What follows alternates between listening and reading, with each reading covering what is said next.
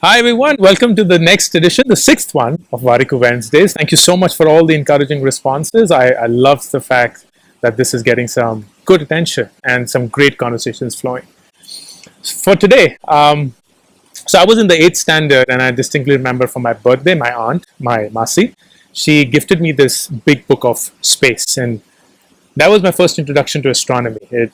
All about the Milky Way, all about the solar system, aliens, and I got completely hooked on, to the extent that I decided that this is what I wanted to do in life. I wanted to become an astronomer or an astrophysicist and go and join the NASA, become a space scientist, and eventually, hopefully, become the first man on Mars. And I started working towards that. I finished my class 12th. I went to Delhi University to do my bachelor's in physics, got through a pretty prestigious university in the US for my PhD program, 100% scholarship.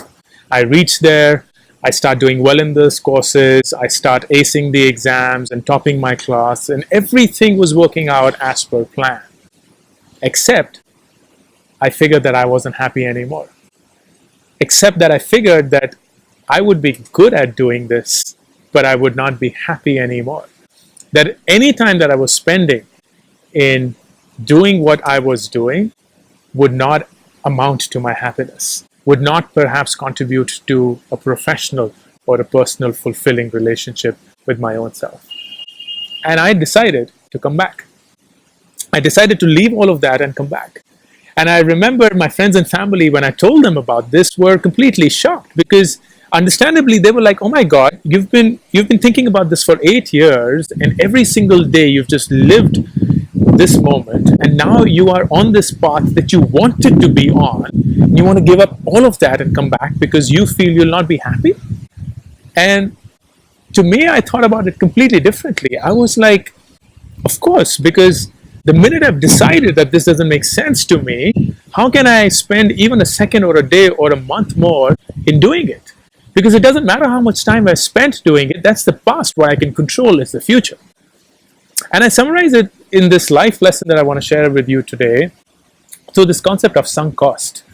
Sunk cost is a business concept, and for all those who've done an MBA or had taken up commerce, in simple terms, it means that if you've spent some time or money, if you've spent money in setting up a factory, let's say, and if for whatever reasons the factory is to shut down, the cost that you've incurred in setting up that factory should not be taken into consideration of whether the factory continues or shuts down.